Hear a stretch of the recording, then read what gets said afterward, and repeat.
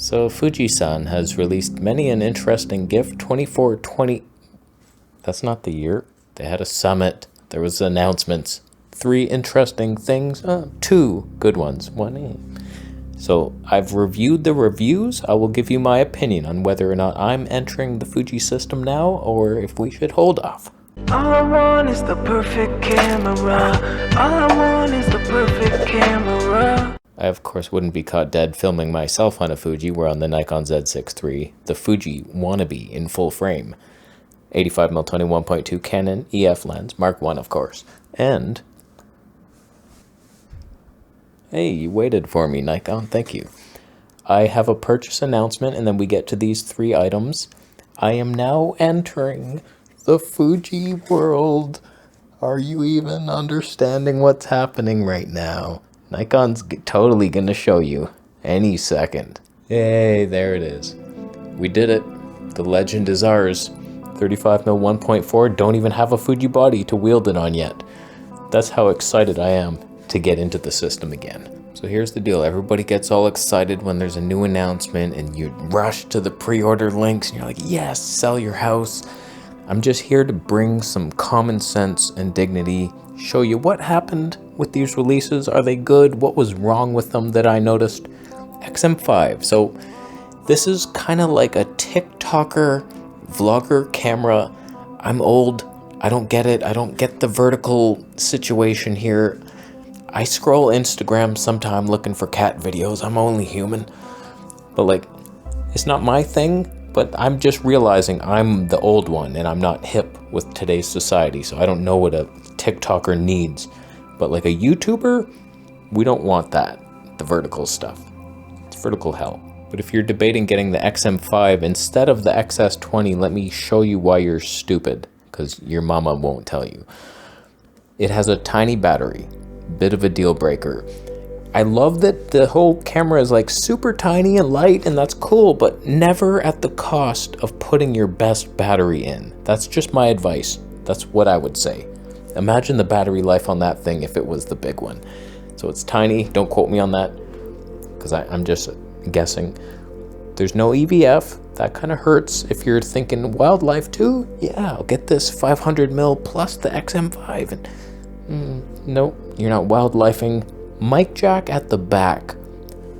This gave me a little chuckle. That was a good one. Let me attempt to show you why that is not a good idea. So here we have the Sony ZV-E1 and Nikon, as we saw earlier, is going to focus on it any second now. Immediately. Okay, so we have a mic jack on the side like it used to be, normal. And, oh God, oh wow, I should have planned this better. That's cool, right? It's not in the way for me at all. Flipping out, flipping back, doing all kinds of stuff. Fuji has done something like this, where they're putting it up here on the back above the screen, telling you that it's out of the way now.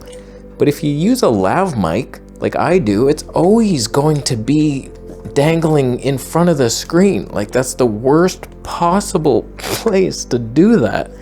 Just like, oh snap.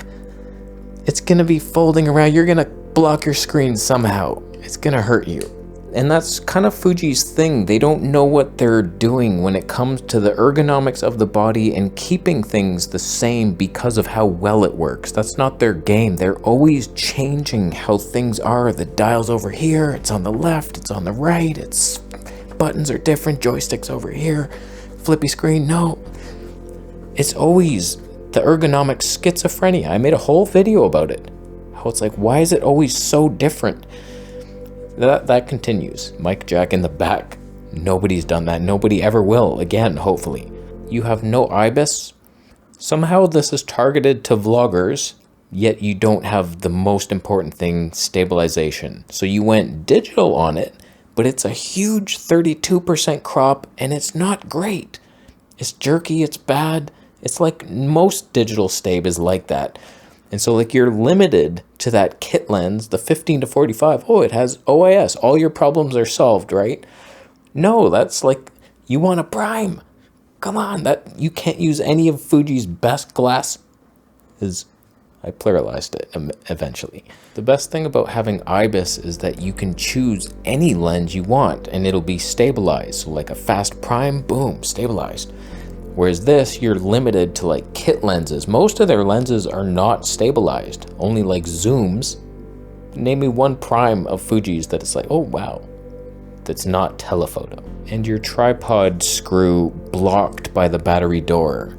How the hell are we reverting back to that nonsense? Like that's just a thing that happened in some like ghetto bodies like the Sony ZV-1, and then eventually it was like, oh, we should move that a bit to the right so it can open. So now you're vlogging on your awesome tripod and then, oh, how do I get my files off? I have to take the tripod off every time. So ergonomically, you think, oh, it's so tiny, this is so convenient, but then using it will be very inconvenient. Last thing I will say about this body, it's a weird line that was like never continued. It was like an XM1 was the first and only one of this line. I don't know why this is the 5. Where was the 2, 3, and the 4? And it turned into the XA line eventually, and that got up to the XA7, which had that beautiful 2.7 million dot screen, 3.5 inch. It's literally the best screen on the market. Unless the Canon R3 is pretty damn good too. 4 million dots or something. That's class leading. But that thing was huge. It was amazing. That's not here now. That's a bitch. I would have liked it. So as I showed you, I just bought a Fuji lens. I'm waiting to get into the system. I was thinking maybe this camera or the XS20.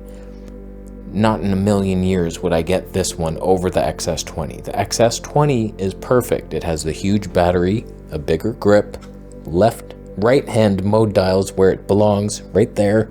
Viewfinder, you could do wildlife, you could do anything. Nothing will be in focus, but that's a story for another day. You got the 3D pop with that 35mm.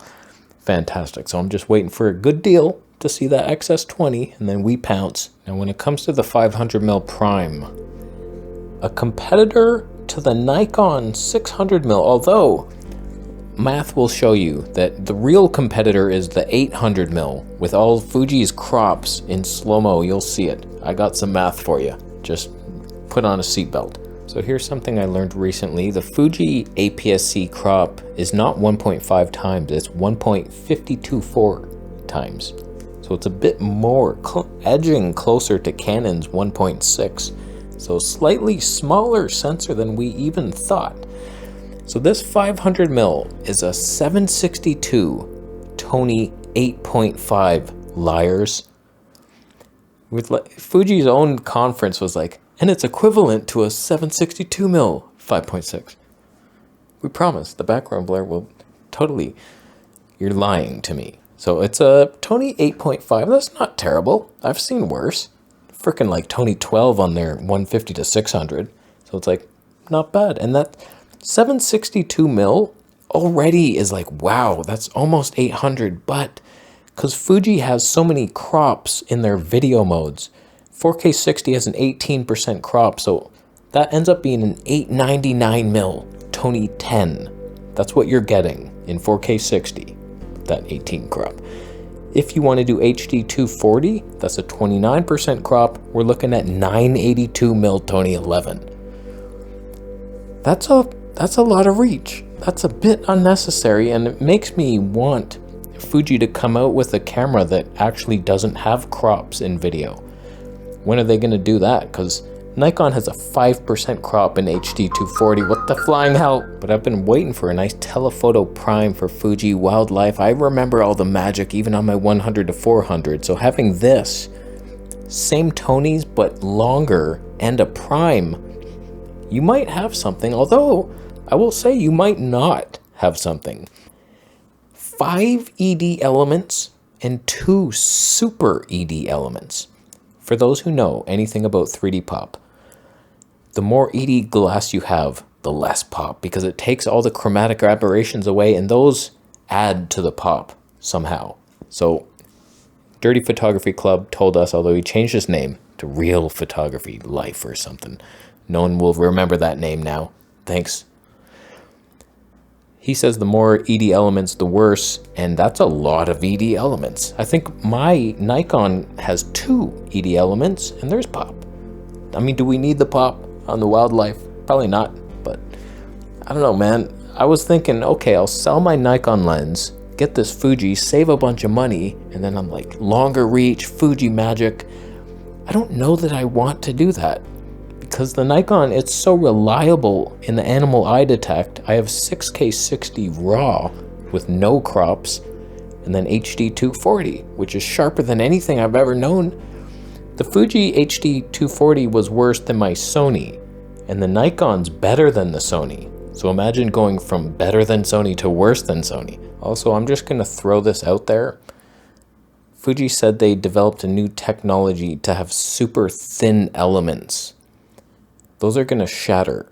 It's gonna happen to you probably. You're gonna be like, oh, you just rest it down on the forest floor and it's like, what was that sound? Oh my God, it's shattered. Like something's gonna break. I think it will. Don't quote me on it, but a couple other problems you might find with that lens. The aperture ring, very close to the focus ring, easy to bump. I'm not a huge fan of aperture rings on telephoto lenses. You're wide open like most of the time. Come on, why are you stopping down? Get a real job. So like that could suck. Probably won't notice it, who cares? A slightly busy tonnet. That's not great. From what I've seen, just some samples, I don't know, there was just ugly looking background. I was like, that's one of the things about the Nikon lens. It's so beautiful, so smooth, defocused.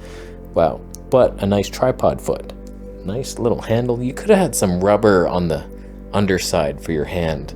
That would have been cool, but Arca Swiss, and it's big enough to carry. Nikon's is the worst. We get this tiny little thing that barely fits a hand. My hands like are coming off. It's ghetto. For that much money I spent, so you have to get a third-party hood. They're not called hoods. But it's interesting if you were debating like wildlife, Nikon or Fuji. This lens is much cheaper. I think like $1,200 US cheaper than this Nikon 600mm. But if you were thinking that's not equivalent, the 800mm is what's equivalent here, we shouldn't be comparing the 600, then like this is huge advantage. Way cheaper, way lighter.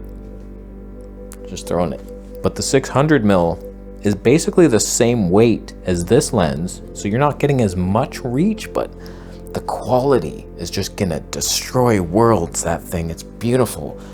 And then it's a bit more money, but the weight, it's like the same, full frame, no crops. Like your micro four thirds levels, Fuji, with your crops.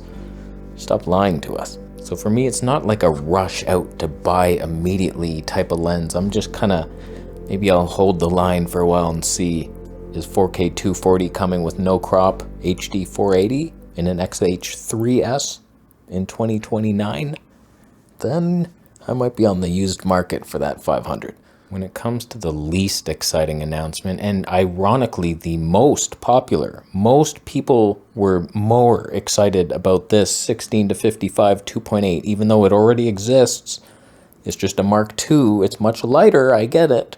But like this is what photographers want, and I don't even get you as a person. I don't get the zoom life. I understand it barely, but primes are what I love, and so like having another lens that I didn't want the first one, now we have a second exact one.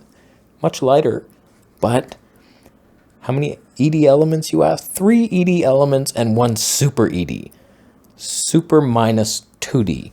That's what you're getting. Just flat images. Whereas the old vintage touch lenses, like the one I just bought, magic. Pure and utter magic. And that's kind of the problem with Fuji's lenses. They're going modern with it. Everything's 2D and sharp. They got rid of the formula for better autofocus. Then you sold out. So some interesting announcements today. They weren't directed at me necessarily. The camera XM5 is mostly directed to like Japanese women. It's like a fashion accessory, and it's hip and it's cool, and they can do their Instagram and TikTok, I guess. Is that what Japanese women do? Not when I'm in the room, huh? You know what I mean? And the 500mm prime, if I was in Fuji and I didn't have other systems, that would be a definite buy. Because the zooms, I'm done with zooms for wildlife, and having a prime finally with that reach might even be insanely fun to have that 900mm HD 240. Can Can you imagine the woodpeckers? In the 16 to 55, I'm sure the photographers are rejoicing that they have a tiny light lens that isn't light at all. It's not, you want to see light, it's that 35mm prime.